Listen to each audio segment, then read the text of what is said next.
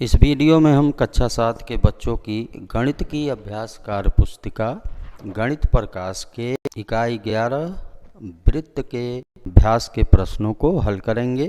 इस टॉपिक पर मैं पहले भी एक वीडियो बना चुका हूं। उस वीडियो का लिंक डिस्क्रिप्शन में दिया गया है, उसको भी आप ज़रूर देखिएगा। इस वीडियो में हम वृत्त के शेष प्रश्नों को हल करना सीखेंगे। इस वीडियो में हम प्रश्न संख्या 16 से प्रश्नों को हल करेंगे।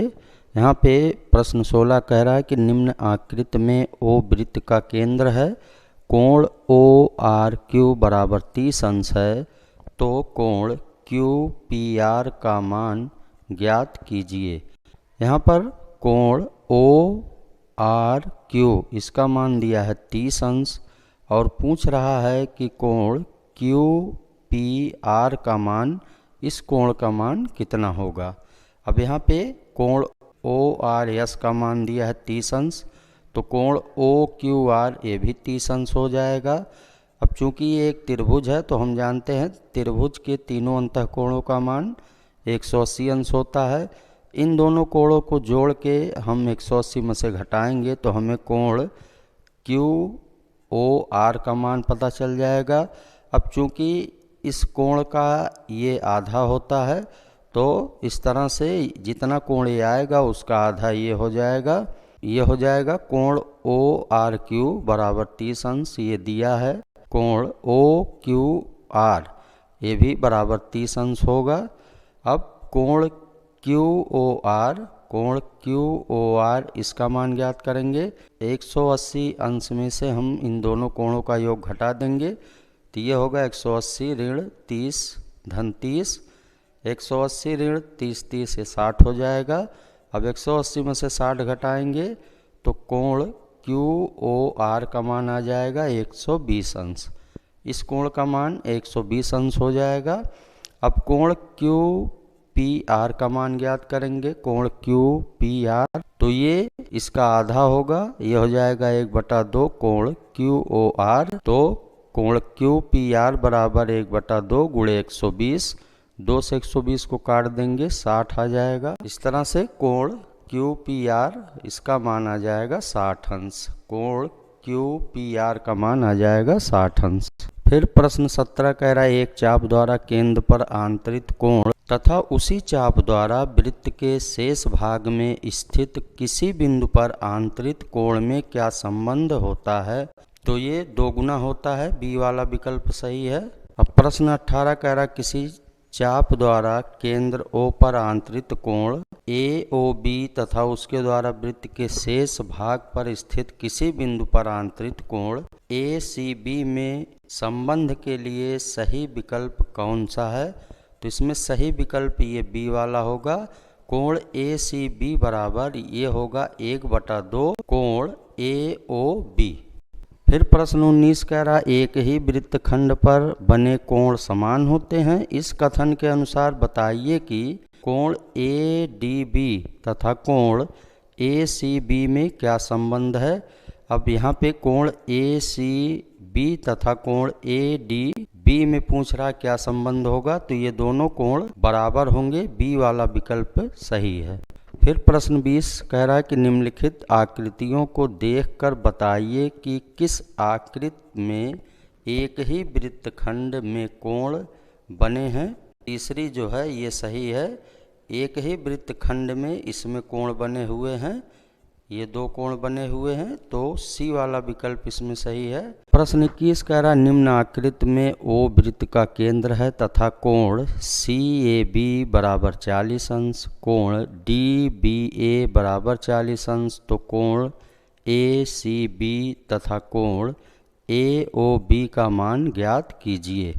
अब यहाँ पे दे रहा है कोण CAB, कोण CAB ये 40 अंश दे रहा है। फिर दे रहा है कोण DBA ये 40 अंश दे रहा है। पूछ रहा है कोण ACB तथा कोण AOB इस कोण का मान कितना होगा।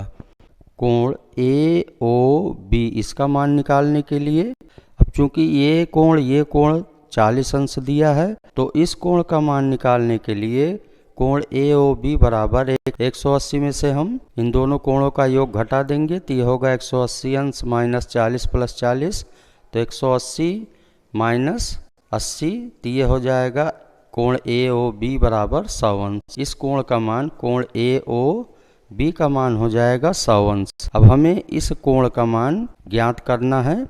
कोण ABC, कोण ABC ये 90 अंश का कोण होगा, क्योंकि वृत्त के व्यास से वृत्तखंड में बना कोण है, ये समकोण होता है, 90 अंश होता है। तो इसलिए कोण ABC ये हो जाएगा 90 अंश, तथा कोण BAC ये कोण दिया है 40 अंश। इस कोण को और इस कोण को जोड़ के 180 अंश में से घटाएंगे तो इस कोण का मान आ जाएगा। तो ये हो जाएगा कोण ACB बराबर 180 अंश माइनस 90 प्लस 40। 180 माइनस 90 40 जोड़ेंगे 130 होगा।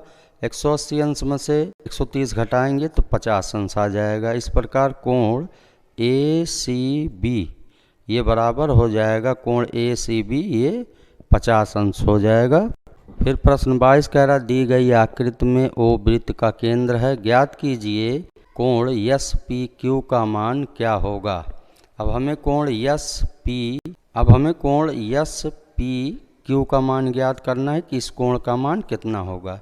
यहाँ पे ये पूरा दे रहा 240 अंश, कोण का मान ज्ञात कर लेंगे तो इसका आधा ये होगा, तो ये हो जाएगा कोण SOQ बराबर ये होगा।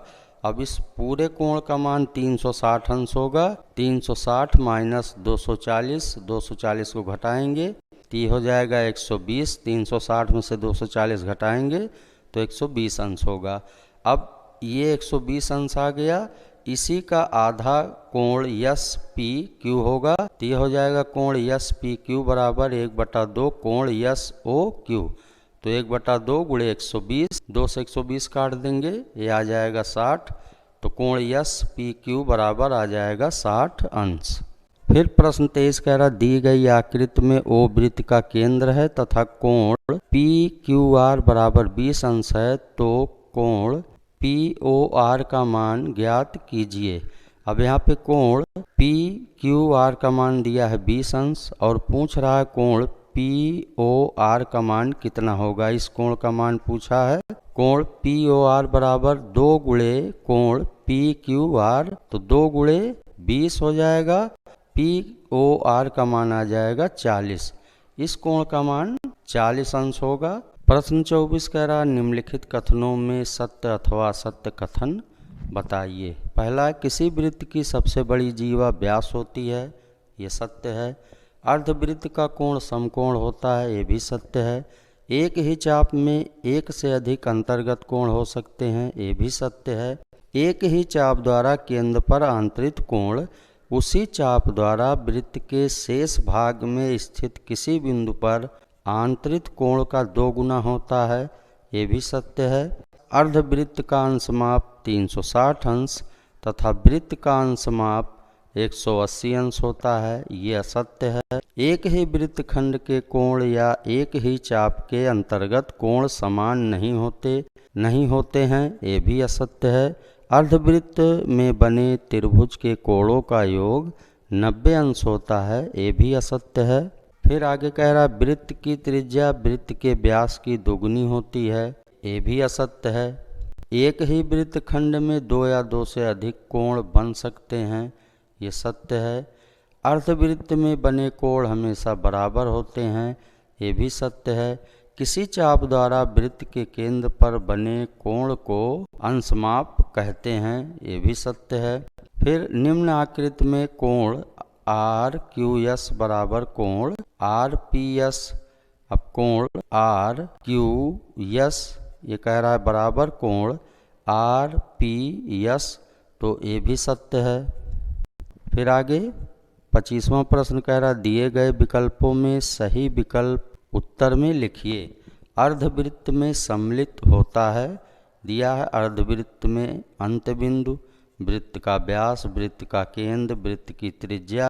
तो अर्धवृत्त में वृत्त का व्यास होता है, बी वाला विकल्प सही है। तो इस प्रकार इस वीडियो में हमने वृत्त के अभ्यास के प्रश्नों को हल किया। धन्यवाद।